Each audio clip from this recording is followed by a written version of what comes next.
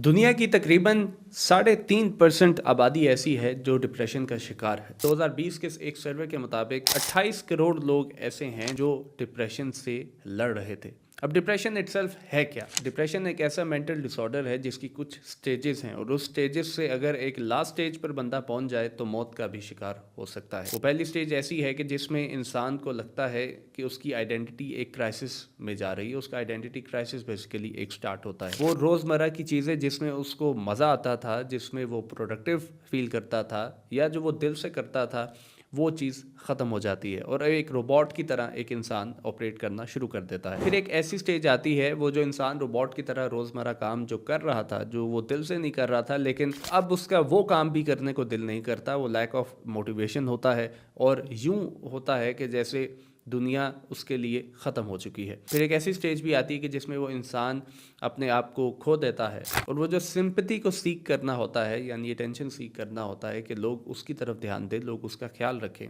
वो चीज़ एक शुरू हो जाती है। इंसान, याद रखिएगा, उम्मीद पे ज़िंदा है।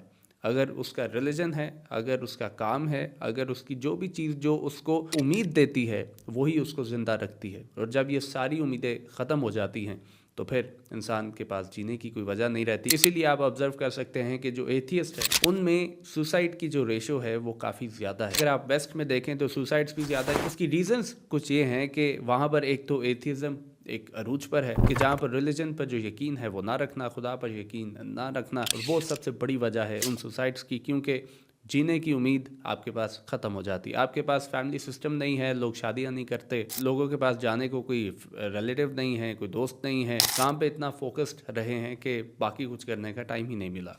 इसके ऑपोजिट अगर आप एंजाइटी को देखें तो एंजाइटी में ओवरथिंक करता है इंसान। तो सिंगापुर में होने वाली एक रिसर्च के मुताबिक अगर आप रोज़ाना दही का इस्तेमाल करें तो आपका डिप्रेशन कम हो सकता है, आप डिप्रेशन से लड़ सकते हैं। और उसकी वजह यह है कि डिप्रेशन का ताल्लुक सिर्फ हमारे एहसास, हमारी इमोशनल इंटेलिजेंस के साथ नहीं होता, हमारे खाने पीने के साथ भी है, हमारे मैदे के साथ भी है, हम जो खाना खाते हैं फिर उसको जो डाइजेस्ट करने का एक सिस्टम है उसके साथ भी है, क्योंकि हमारा जो ब्रेन है, दिमाग है, वो हमारी बॉडी के साथ कनेक्टेड है और जो हम चीज़ कंज्यूम करते हैं उसका बड़ा असर है हमारे दिमाग पर।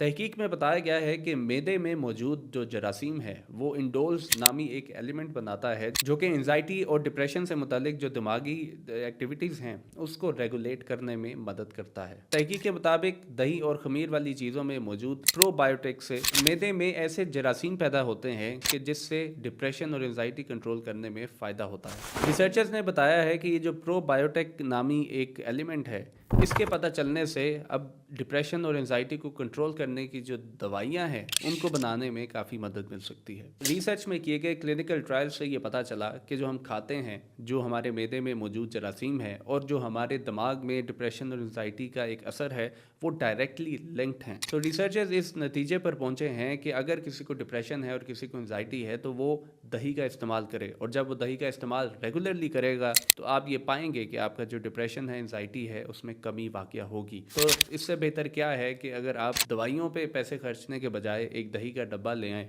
और दही को खाएँ और रोज़ उसका इस्तेमाल करें, तो आप ख़ुद नोट करेंगे कि आपका जो डिप्रेशन है और एंजाइटी है वो आप कम होगा। और कुछ अर्सा पहले हार्वर्ड यूनिवर्सिटी के मुताबिक भी ये जो मैदे में मौजूद जरासीम है, इनका और जो दिमाग में हमारा जो डिप्रेशन और एंजाइटी के जो एहसासात हैं वो डायरेक्टली लिंक्ड हैं, क्योंकि अगेन मैं वही बात करूंगा जो शुरू में कही, जो हम खाते हैं, जो हम कंज्यूम करते हैं, उसका बहुत बड़ा असर होता है हमारे दिमाग पे। तो आज की वीडियो से इतना ही। अपना ख्याल रखिएगा और इस तरीके को अपनाने के बाद कमेंट्स में हमें ज़रूर बताइएगा कि आपको कितना फ़र्क पड़ा।